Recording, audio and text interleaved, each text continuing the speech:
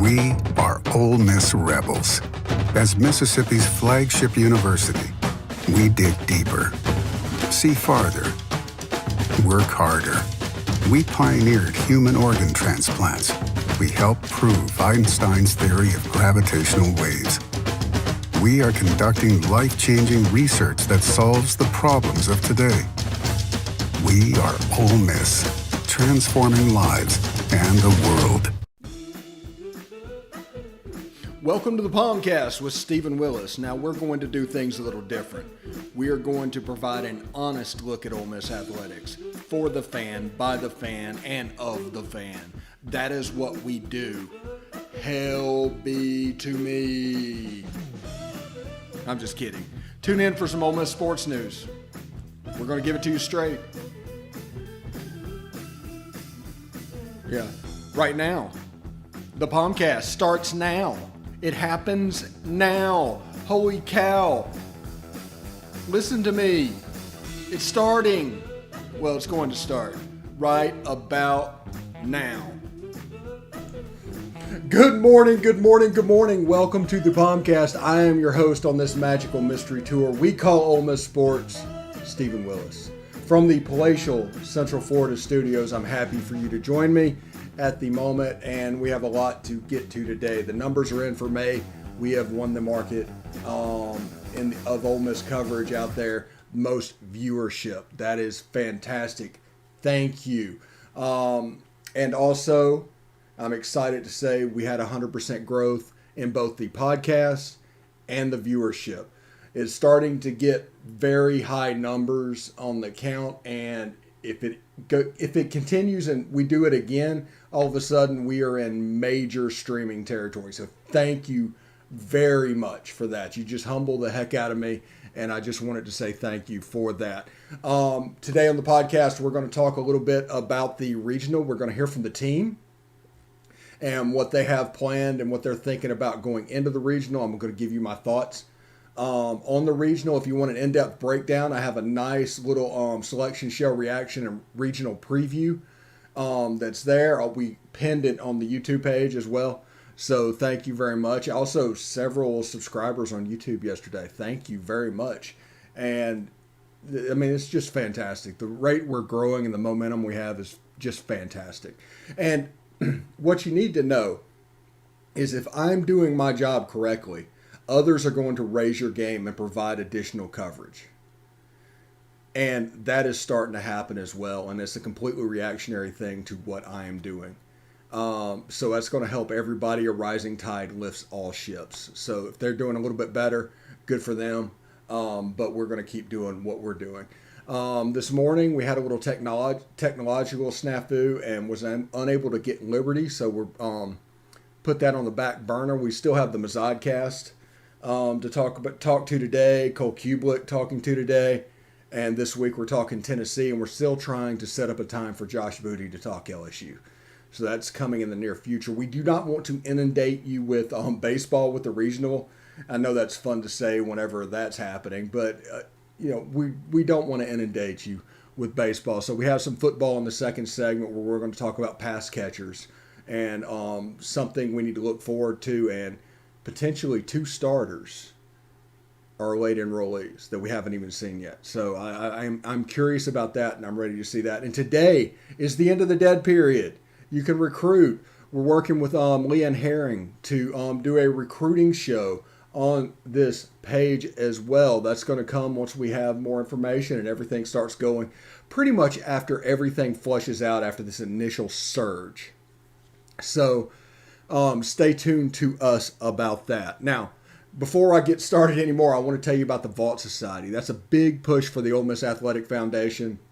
And what it is a 5-year commitment of support and $5,000 per year. And there's a benefit chart on the site. Now, what's the site? We're going to give that to you in a second. All gifts to Ole Miss between now and June 30th will receive triple points. Red points are non-deductible and go towards priority seating. Blue points are 90% tax deductible and go towards parking and non-home ticketed games. Hint regional. Hint Labor Day. So if you have any questions about that, go to give2athletics.com. Again, that website is give2athletics.com.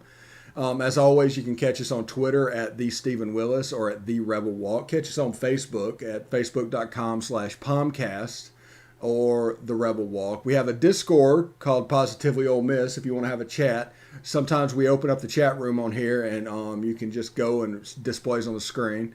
We have a YouTube page, Positively Ole Miss, and Willis Digital Media. Hit the bell, subscribe, please. You'll not only know that we're streaming, you'll know what we're streaming about and whether or not you need to pay attention. This is, it's a free program. I understand that people have things they need to do. Also, we're on Twitch at Positively Ole Miss and Willis Digital Media. We catch us on podcasts at Google Podcast, Apple Podcasts, Stitcher, SoundCloud, Spotify, iHeartRadio, TuneIn Radio, and Pandora. We're also on minor podcatchers, but it would take the whole show to name them. So, all right.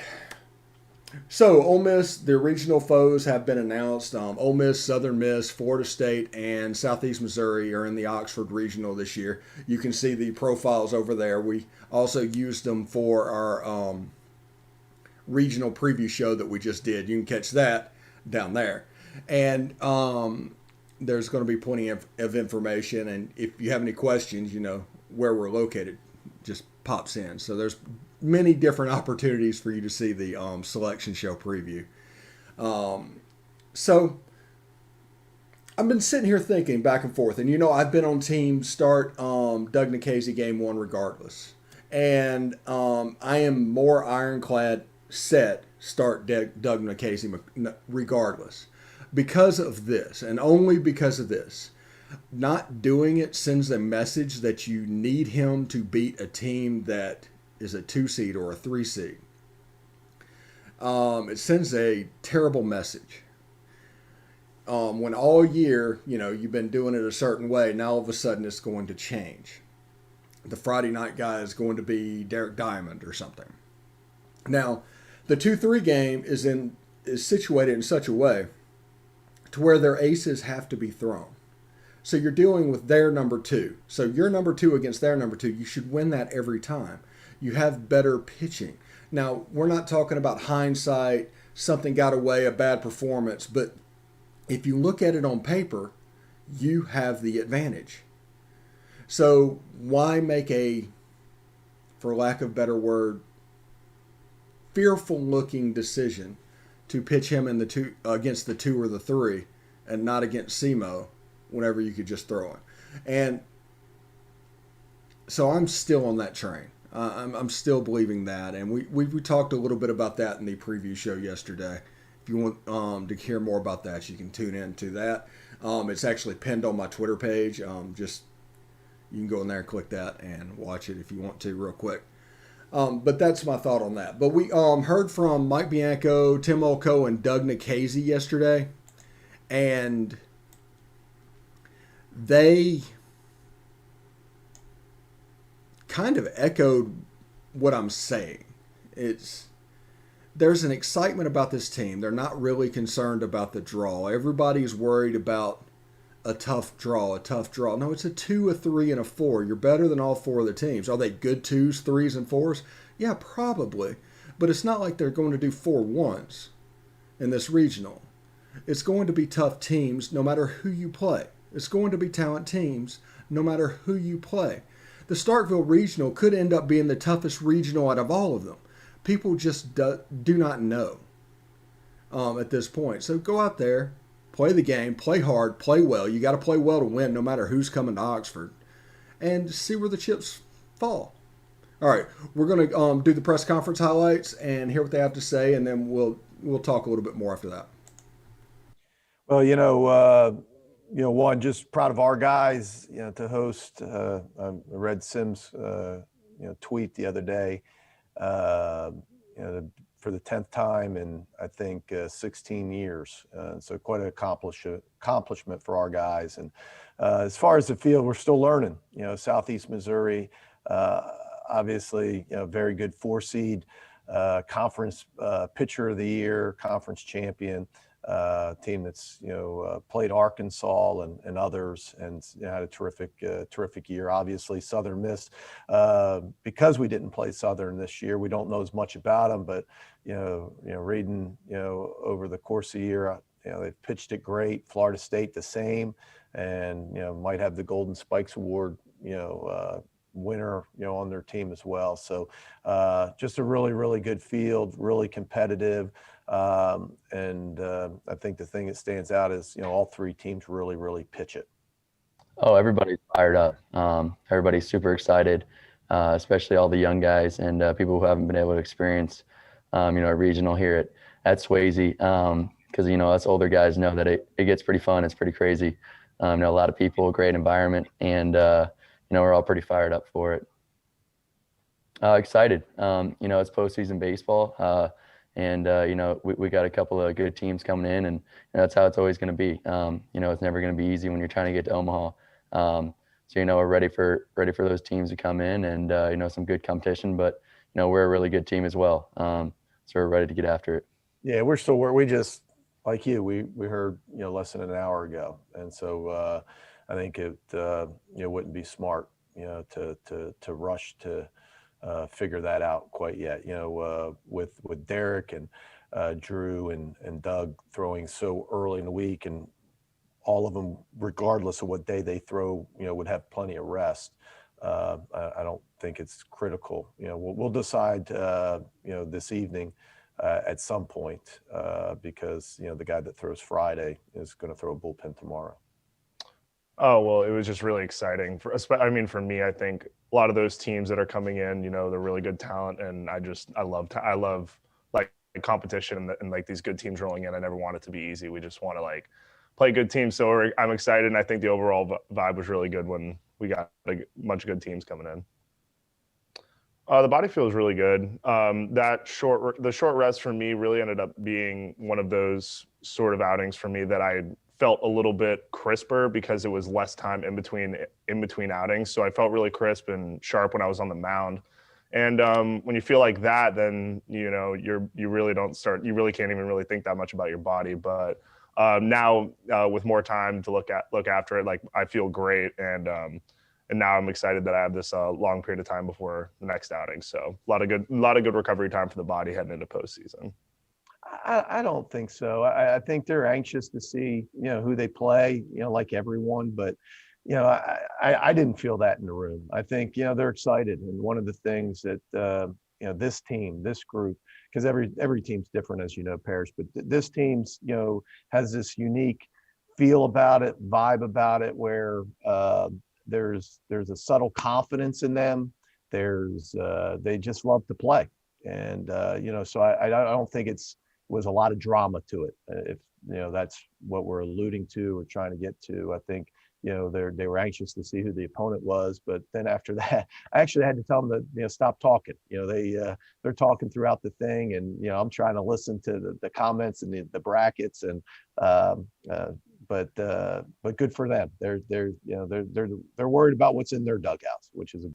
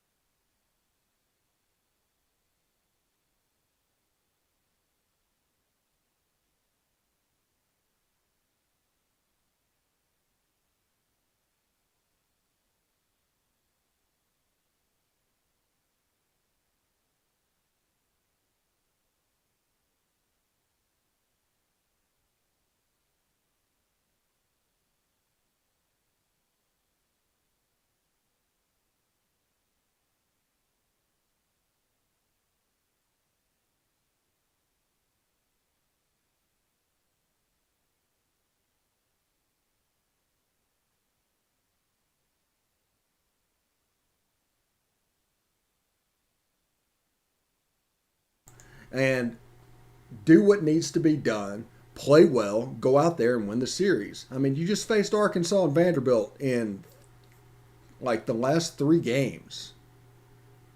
There's nobody walking through the door like that. You might have a Golden Spikes winner at Florida State pitch around him. They don't have great bats. They throw the ball fairly well. Number 4 has an ace. Make him throw pitches. I mean, I think his season high is 119 pitches.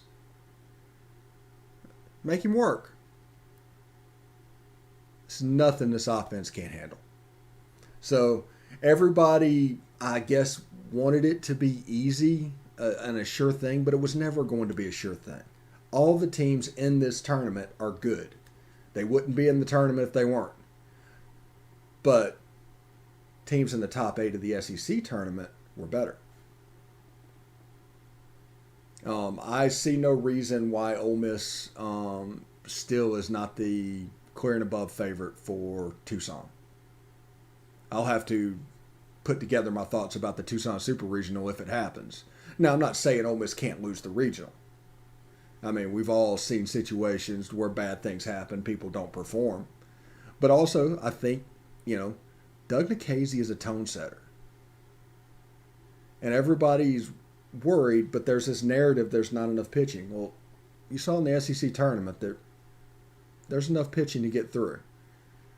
Holding Arkansas to 3 runs, it's nothing to sneeze at. And that was with Cody Adcock starting and giving you a fantastic performance. Before that, Tyler Myers gave you a fantastic performance. Just something to keep in mind. College sports are all about confidence. Remember that.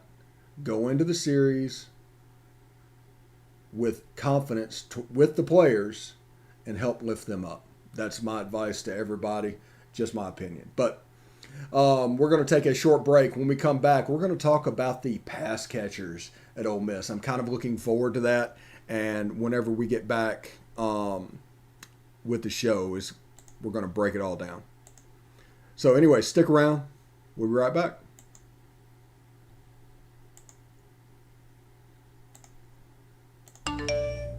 You want to answer that, don't you? I bet it's just killing you seeing the soft glow just inches away. Someone wants to tell you something or ask you something. Oh, come on, answer it already! Just so we're clear, that wasn't my fault. Next time, ignore your inner voice. Don't text and drive. A message from Florida's trusted choice independent insurance agents. Hey, this is Stephen Willis. I just want you to stick around a little longer. We're going to get back to the podcast right after these messages. Tonight, nearly 40,000 veterans across the country are homeless. These men and women have pledged to serve our nation, and now we must serve them. Landlords across the country have helped make significant progress in reducing veteran homelessness by making housing available, but there is more that we can do to bring our veterans home. Visit www.va.gov/homeless to see how you can get involved. And if you are a veteran and you are experiencing homelessness, please call 877-4AID-VET. Thank you. All right, welcome back to the POMcast. I'm, of course, your host, Stephen Willis, as it says right there. Thank you very much for coming in today. And we're going to talk a little football in this second segment of this show. I'm going to wax poetic, basically, about the wide receiver position. Because everybody has questions about the positions and what does it mean. Like, you didn't really see the answer in spring because all the receivers were white shirts. Lane Kiffin actually did a quite brilliant thing by eliminating the running back room and making the wide receivers non-contact. It essentially made that film worthless. I mean, it was quite brilliant. And with one thing you need to realize with this offense, it's so dictated on tempo. It's actually a fairly simple offense. Now, there's wrinkles that's thrown in. I'm not saying there's not. But it's actually a fairly simple offense. And it starts with the run game, works with double moves on the outside, and you torture the linebackers by getting behind them with the slot and the tight end. And that is some version of that is every pass play that we have. And it just works, and it's because the run game tortures those linebackers. They can't be right. If they go back to cover that slot receiver and tight end, the running back has the room because they're not going to fit their hole. If they come up to fit their run game, the wide receiver and the tight end are going to come in and be wide open. You saw this all last year. It's actually a very simple concept, but it's designed to make the linebackers never be right. It's supposed to torture them, and it's supposed to be a game where they just want it to be over. And by the end of it, it gets more and more, especially once they get tired, it gets more and more. So the tempo and everything going on is quite interesting. But Braylon Brown and J.J. Henry, I believe, moved in yesterday. If I'm mistaken on that, I apologize, but I think they moved in yesterday. And those are two guys that are going to compete for starting positions. Yeah, I just said that. They're going to compete for starting positions. J.J. Henry is a Jalen Waddle type slot, period. He's a super burner. He's going to torture people, is exactly what you want. Elijah Moore actually was not the prototypical slot for this offense. The prototypical slot for this offense was the Jalen Waddle type slot, which is the J.J. Henry type slot. So now you have an even quicker wide receiver on those linebackers that they have to keep the corner their eye on. Then at tight end, Casey Kelly got injured after the Outback Bowl.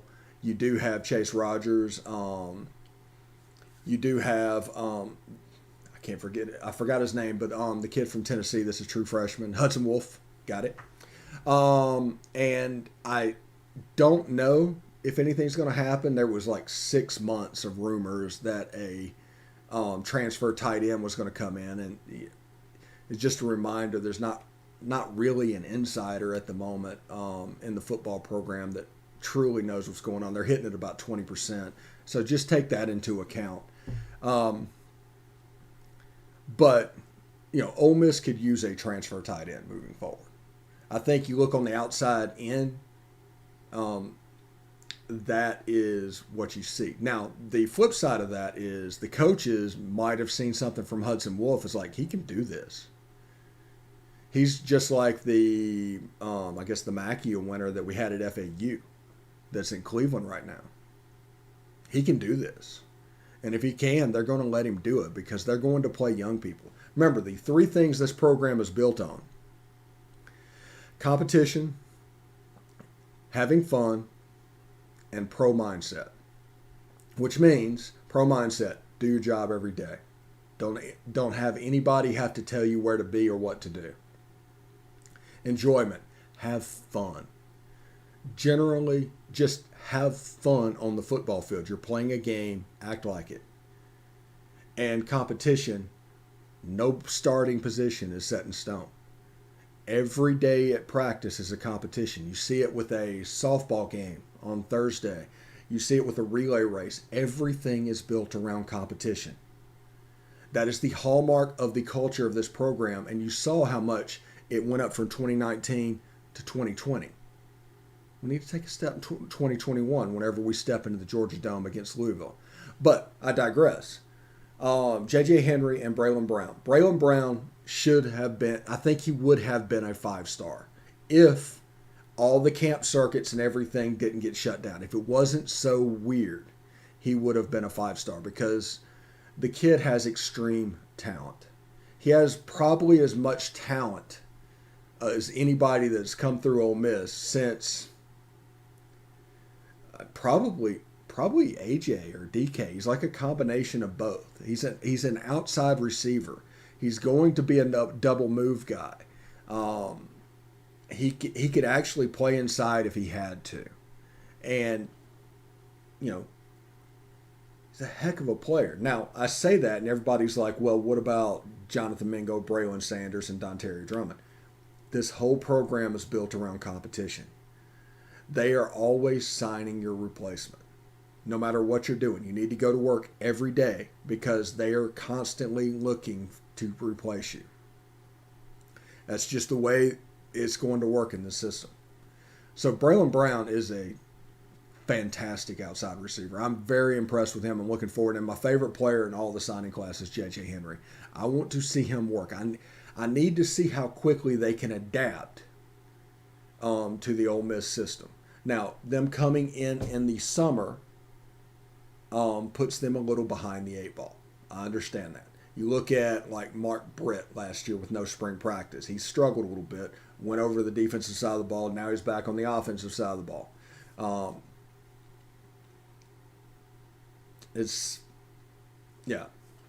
Anyway, though, also Jonathan Mingo, it's time for him to show up. It just really is. He's got all the talent in the world. It's time for it to show up on Saturdays. Same goes for Dennis Jackson. He was all the rage during spring practice, making great catches, and honestly looked a ton like DeMarcus Lodge out there. He needs to make plays when the lights come on, when people come on. He did not have a great spring game. I do not know why. We'll see whenever fall camp starts. But we're reaching the point of summer where the player camaraderie takes effect. And we have a leader in Matt Corral. That's the biggest jump from 2019 to 2020. And the reason we were able to go to the Outback Bowl was the maturity jump in Matt Corral. Him taking upon himself the pro mindset part of the culture. Him buying completely into what Lane Kiffin was selling. That's the reason we were able to make a jump. And that's the reason he was able to make a jump. Now, in 2019, the reason he lost the job is because he would randomly change plays. He would get the call from the sideline and say, no, I don't like that. We need to do this. And that is a tough situation for anybody. But when Lane Kiffin got in with this offense, he bought completely in and went from a guy that got replaced by John Rice Plumlee in 2019 to the top returning QBR quarterback right now. Fantastic growth. Unbelievable. So I'm all here for you, Matt. But those receivers are going to tell the tale. He's had that safety blanket of Elijah Moore his whole time in college. Well, Elijah Moore is gone. We have to find a tight end and we have to find somebody else. Because on the outside, it's going to be a little bit different. Everybody's expecting big things from Dontario German and Braylon Sanders. I am as well. But the competition in that room in the fall could be something very fun to see. And I am, for one, looking forward to it. Before I give you a couple minutes back, I do want to share this. I got this, off of Facebook. And it's the left foot down play, all drawn out. It was very cool. I forget the name it was there, but it is really cool thing, but it shows the left foot down, the Senquez Golson interception that sealed the win. So that's one little cool piece of memorabilia I've picked up over the years. I'm going to give you a couple of minutes back. Thank you very much for watching. Remember, later in the week we have Cole Kublick, Mazodcast, and a Tennessee preview coming along with all the normal, usual baseball stuff. So thank you very much, and hotty toddy.